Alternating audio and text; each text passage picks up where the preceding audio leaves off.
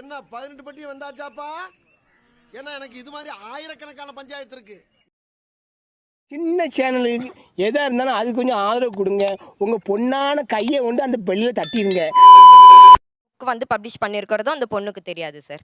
இதில் வந்து நிலவின் மகள்னு பேர் வர வச்சிருக்கான் சார் அந்த பொண்ணுக்கு. உங்களோட வயசு என்ன கேளுங்க சார்? 30 சார். 30 years. அதை வேற ஞாபகப்படுத்திட்டீங்க. நெஞ்சமெல்லாம் பொண்ணு அறக்கு தம்பி.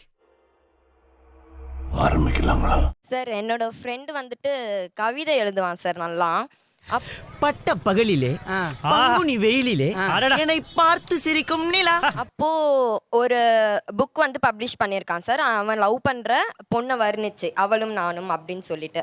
மாட்டிக்கிட்டா பிரிச்சு பேனு பாத்துறாங்கப்பா. ஆனா இதுல என்னன்னா இவன் லவ் பண்றது அந்த பொண்ணுக்கும் தெரியாது. நானே விசித்திரமான ஆளு. அந்த பொண்ணுக்காக தான் வர்ணிச்சு எழுதியிருக்கான் அப்படின்னு சொல்லிட்டும் இவன் புக் வந்து பப்ளிஷ் பண்ணியிருக்கிறதும் அந்த பொண்ணுக்கு தெரியாது சார். ராத்திரி பூரா தூங்குறேன். சார் காலையில எந்திரிச்சு பல்லு விளக்கல. சார் காலையில பாத்ரூம் போகல. சார் எந்நேரமும் குளிக்காம உங்க பிள்ளைங்களே இருக்காருன்னு போய் சொல்லு போ. சார் இதுல வந்து நிலவின் மகள்னு பேர் வர வச்சிருக்கான் சார் அந்த பொண்ணுக்கு. சார் நான் சாம்பார் ஆப் எனக்கு என்ன பொண்ணு வீட்டில் இருக்கும்போது சரி இன்னைக்கு கண்டிப்பாக பேசிடணும், இந்த மாதிரி எல்லாத்தையும் நான் ஓப்பனாக சொல்லிடணும் அப்படின்ட்டு தான் அந்த பொண்ணுக்கிட்ட பேசுறதுக்கு போவேன்.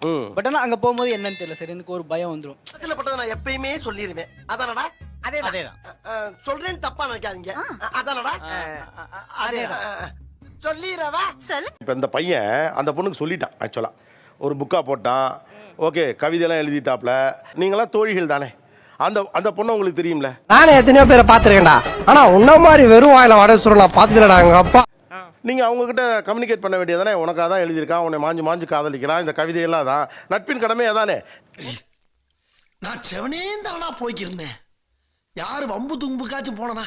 ஓகே சார் நல்லா இருக்கு, நான் இது ட்ரை பண்றேன். சார் அது தப்பு சார். ஆனால் உனக்காக எழுதியிருக்காங்கன்னு சொன்னா போதும், அவங்க திருப்பி லவ் பண்றாங்கன்றது அதெல்லாம் வேண்டாம். உனக்காக எழுதியிருக்காங்கன்னு யாராவது சொன்னால் நல்லாயிருக்கும். பொண்ணு தெரியாத ஒரு பையனுக்காக கண்ணீர் விடுற அந்த மனசு இருக்கு, அதான் கடவுள். நல்லா இருக்கும். இருக்கும். ஆக்சுவலாக அவனே உங்ககிட்ட சொன்னதுக்கு ரீசனே இதான். இந்தா தம்பி காமெடி வேண்டாம், நான் சொல்லிட்டேன். நான் காமெடி பண்ணாதேன்னு சொல்லியிருக்கேன். நான் புக்கை கொண்டு போய் நிலவின் மகள்கிட்ட கொடுத்து ஒரு வார்த்தை சொல்லு அப்படிங்கிறதுக்கு தான். அப்பாவி என்னடி இது? அவன் அடப்பாவி இல்ல, அடிப்பாவி. இது தெரியாத மாதிரி நீ நடிக்கிறிய நீனு.